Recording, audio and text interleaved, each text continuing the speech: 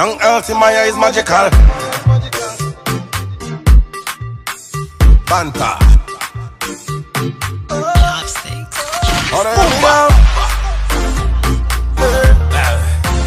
Oh yeah. Soundboy. See, pass me the auxiliary. Make her drop some bad melody. Girl come in machinery. And at the backside many things I do. Pass me the throw. And if them come them low. Oh my ladies them throw. But it's interesting though that like, you know, obviously there's the gospel element to his album, so it's gang signs and prayer. So my question to the Christians in the car, is that allowed? Can we mix the secular and the gospel like that? I mean, I'm not saying that we can't. I'm throwing the question out there. I feel like when we look at music nowadays, a lot of artists seem to be like mixing that in with their.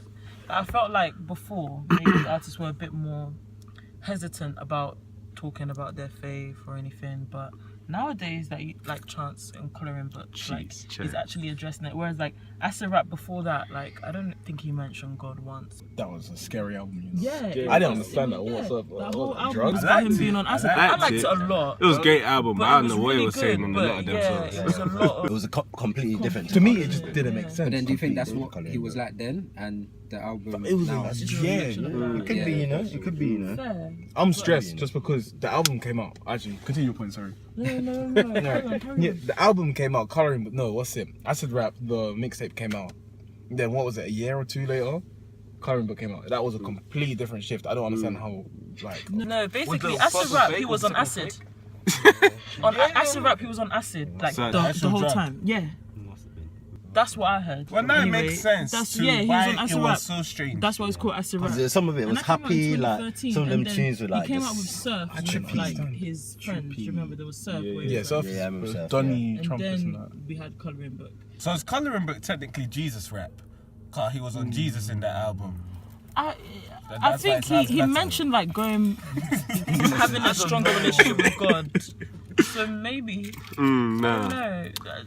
I think I've heard a lot of people, especially like the Stormzy album, a lot of like Christians, which I'm surprised by the way, they've like said that it's not really, they don't really like the album, and they don't even like the gospel aspect. yeah, of it. because they feel like you can't be doing both. You either have to do one or the other. What do you not think about that? Do you know what the problem right now is? There's no bridge. Like, you have to build a bridge to get to that side first, and like the bridge is being put up slowly. Like, it's not the way people want it to be seen put up, but it's there. Like, you can't expect to go show, I don't know, like a non-Christian, someone like Propaganda, like proper hardcore Christian rap. Like, you can't just present that to them and think that they'll take it all in as it is. Like, you have to give it to them in like bits. And like, this is a way where it's like, it's mainstream, it's on a global stage. Like, be happy that it's coming through finally. Like, instead of being like kept in the shadows. I think that's one thing that Christians need to be more lenient about, is that there's bounds to creativity. Like, there's bounds, but it's like, it's just getting that balance right. And I think with this album, Stormzy got it right, because he's still human. That's the thing. He let everyone know, like, he put it on show, like, telling his stories, being honest all day through, as I said. For me, it all depends on like the intentions and like the message overall. And like, you know, you can portray it in a lot of different ways. You know, grime isn't considered to be like anything to do with gospel or anything to do with Christianity, and like even positive, it's not even really considered positive music. Do you know what I mean? But like, if your message is positive, if your message is, you know, what you really feel deep down, and like he's got good intentions with the album to really promote what, you know, his artistry, then I don't. For me personally, I don't see it as a problem.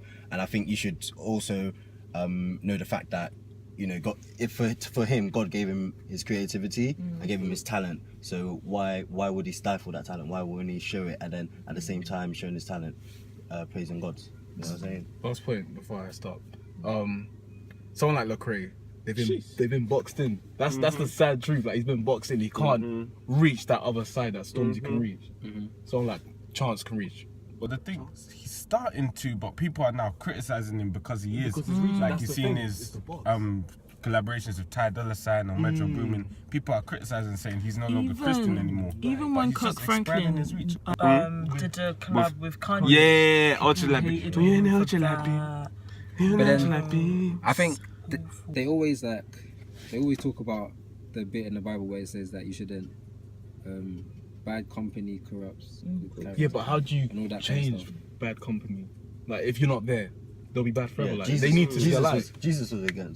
was with But bad at the same company, time, wasn't that's not always your role to do that. Like, you know how people are like, oh, I'm gonna, like, if you have friends that are trying to steer you a certain way, not even necessarily intentionally, but they could also be like, a lot of people will be like, oh no, but I want to, I want to bring them close to God and stuff. It's like, but if they can be really corrupting, like it's not always your role. Sometimes you just need to plant the seed and like. But see, that's where it comes to the calling then. Because like, so sometimes it's like you can't just say, oh, let me just hang out with these people, or let me stay with these people because like I want to bring. Like sometimes it's not always your role to do that. So I do get, like, sometimes I do get where some Christians come from in the sense that they say, like, like gospel music is meant to be glorifying God. If you're like, that should be your sole purpose. That's the most important thing for you to do. Sometimes if you're doing music that is hypocritical of that, like I get where people come from with chants, for example, where with acid rap, like he was my job is there. Yeah. Everything that there's wasn't acid rap and then it's coloring book, Christian, but at the same innit? time, like I like that there's been that growth and he's sort of, like it's a reflection of his journey. life, innit? Yeah, Like, 'cause exactly, he's, he's come closer to God exactly. now, It's so all the he's like journey. mentioning it. But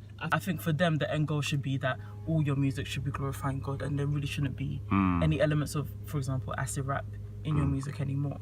So I do get where some Christians come from. I just feel like we need to recognize that there's different people on different parts of the journey, Exactly. and that music express, like we shouldn't. Music is a Like, you great couldn't way to express stifle it. creativity expressing where that you're way. at. You can't Yeah. make a song like Fred Hammond makes Yeah. if that's not the life you're Yeah, living. exactly. You might make a song about, Lord, I need more of your help in my life at this point in my time, but you're not gonna make a I've been going to church every day this week kind of song. That's not what That's you're gonna true. do. And so we need to kind of accept and embrace what they've given us and kind of understand where they come from instead of just trying to judge them and say, rah, you can't be making this kind of song, you have no right to talk about God. Wait, That's very everyone true. has Yeah, rights I to talk really, about God. yeah, that's the aspect that they really need to work on. I think as The guy Hobson, when he dropped Ill Mind 7, I think. Oh yeah. Did you remember that one? Oh my days. I didn't get. I didn't Yo, give him if any you time. see the one with Never him, gave him any yeah, time. with the Yeah, eyes, yeah. If you get a chance, listen to Ill Mind 7 because that's where he's like, because Lecrae tried to take him on a path like Oh yeah. to like Christianity, innit? But in Hobson, he just started. You had to question like what is true and what is not. And Ill Mind 7 is like part of that journey. I think that's what it can either strengthen your journey or it can damage it. I think that's watching that video and just seeing how he dealt with everything that was happening at the time. You could see it. You could see it as like other people's spiritual. I don't know how to explain it. Like you just have to see the video to like understand it because it's such a powerful video. Like it's him questioning everything that he believes in. I think the questioning is good, but then it's like you have to find a result in the questioning, or you're just gonna be lost forever. Do you know the actual song "Blinded by Your Grace" part 1 and 2? I've heard people say that they don't count it as a gospel song. What would you lot say to that? It's a gospel song. They say because he's not a gospel artist, It's a gospel song. it can't really be counted as a gospel You know, song. if you don't because- know it's a gospel song, but it's got gospel in it, and that's my final I say. think, if it's a song that is glorifying God, talking about God, about what he That's can what it do does. for us, I feel like that's a gospel song. That's what it is. I don't think it's. Yeah, I think that's what gospel is. Like if you. That's exactly what it is. So if you heard it at church, you wouldn't feel any way about it. Yeah, Yeah, I genuinely feel. Believe me. I genuinely feel if that song, like, if you say you didn't know who the artist was and you just heard that song, you would definitely say it's a gospel. You can't say that it's because it's coming from a certain person that it's no longer gospel. Like, I don't think that's right. I think, I agree with you because if we're judging the person that is delivering the message, then really and truly we we're can't not- listen we're to not. any pastor at church, any preachers, anyone, Can't because listen to enough. We can't even read the everyone Psalms. sings. Think about it. Yeah. If you look at the Psalms, like there's some Psalms that were written, then David went and had a kid with Bathsheba. So you mean to tell me all the Psalms before that point we can't listen to anymore because he sinned? No, it's all about the journey. Like I remember there was a time when Ultralight Beat first came out. I loved that song, and it really like I was at a point in uni where things were getting a bit peak and that, so it lifted my spirits a bit. But then I had other Christians telling me, no, you shouldn't listen to that. That's Kanye West. But it's like this song just lifted me out of somewhere where I wasn't really close to God, and it brought me back in. So like, if that's what that song can do, then clearly that song can be used for that purpose. If you get what I mean. So you're saying there's a place for non-Christian music, like you're allowed to listen to secular music, that's what you're trying to say? Because I feel like it's difficult because there's certain songs that I know that I shouldn't be listening to because it like makes me think certain things or feel certain ways that I really shouldn't. But I like the song. That's where it comes, like, it's important for, like, I listen to all types of music. Like, it's just discerning what's real and what's not. And knowing that with a lot of music nowadays, it's all like, it's all in the moment.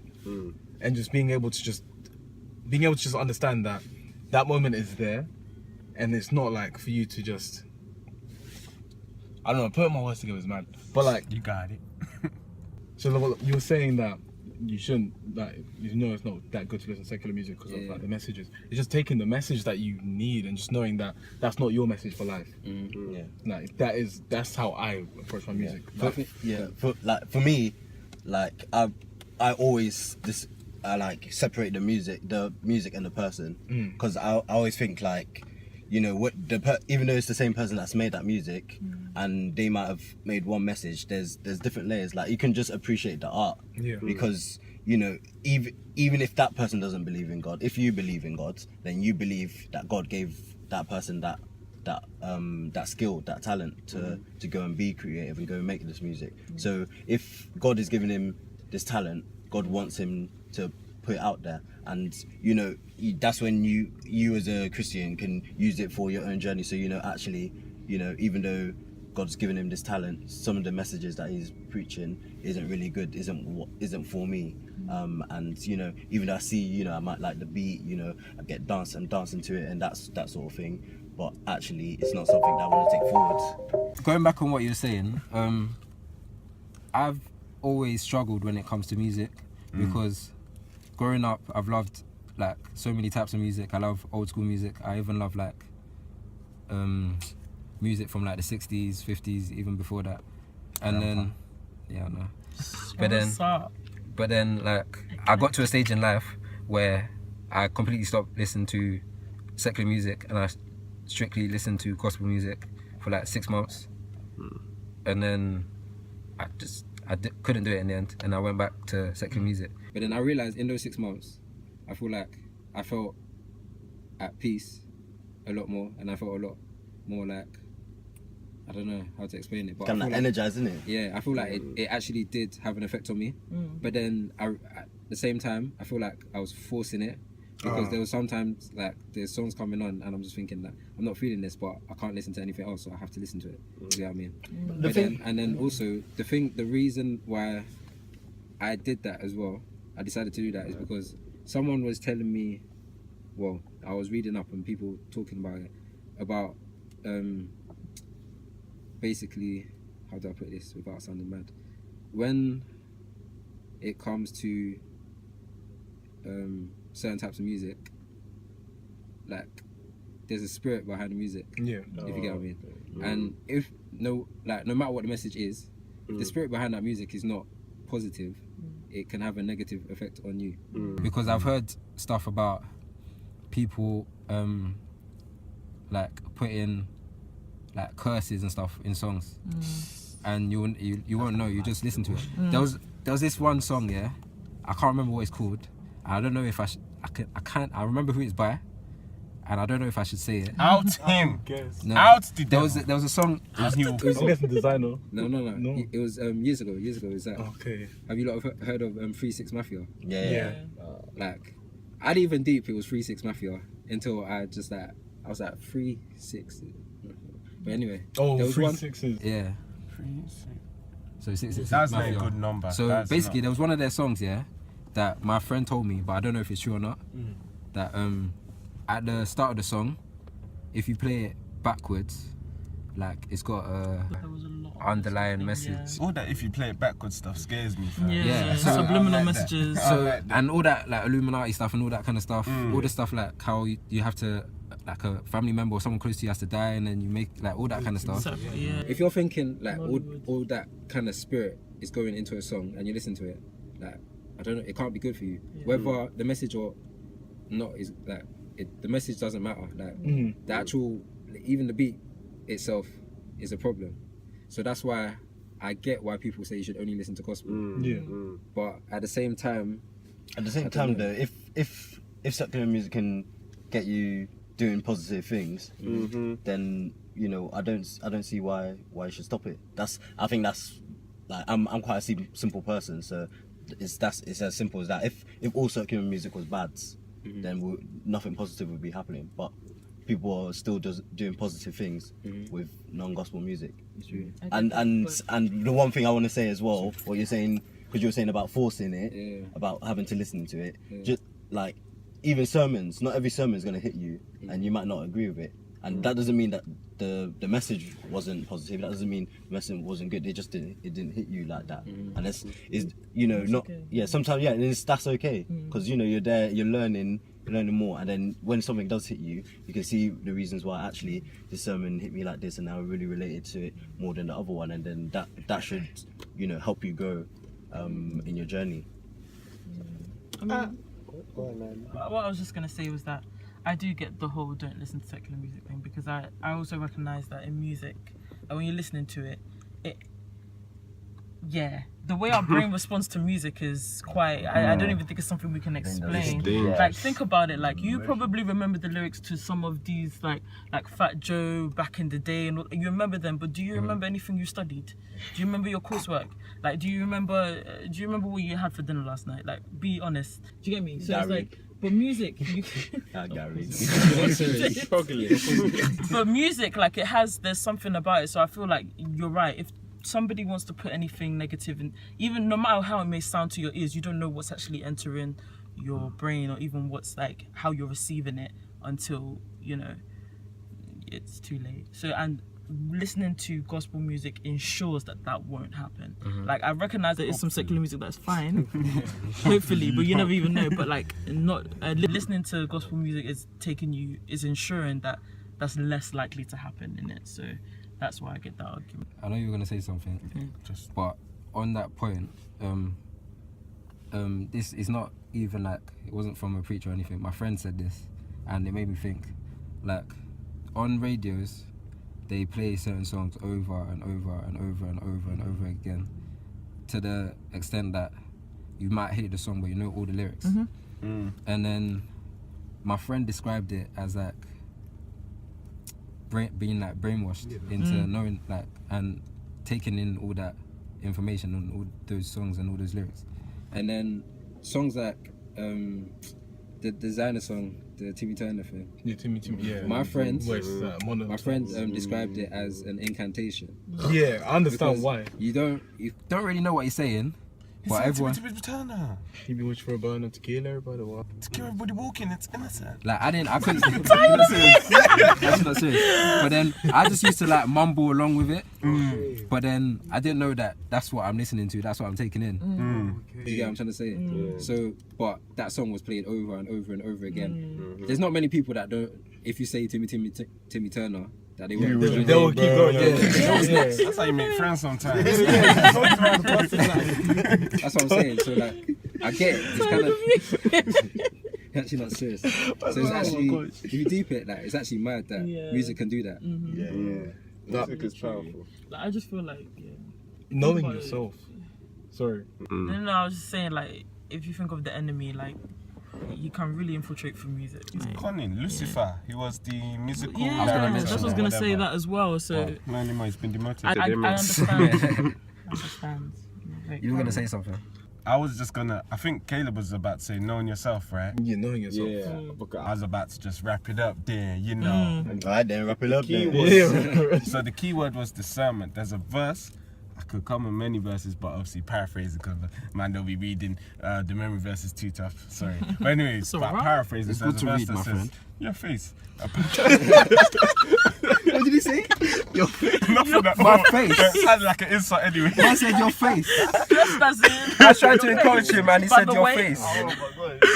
Can I wrap it up, please? Wrap it up, So yeah, the sermon, that was the key. So there's a verse that says, all things are lawful, but not everything is encouraged, you know. So it's all about being 100% honest with yourself in your relationship with God, and like just be honest with how music is affecting you. If we're listening to dip skang and you're feeling to accidentally stab someone, Accidentally, you know, you know. accidentally, then It might not obviously be the don't music listen. for you. But that's not the same effect on everyone else. If you're listening to what is it now? Ride with me, and you're trying to yeah, mad. And you're trying to impregnate the next person you see, then be careful. Maybe stop listening to that. Just be 100% honest with its effect on you and on your relationship with God. Self-evaluate yourself regularly and make sure that at the end of the day, whatever you do in this world brings you closer to God and not further away. David Gidia has spoken. Thank you. Alright, so next segment. I need to stretch my legs. Yeah, really and truly, are we going into Sainsbury's at some point? Let's go.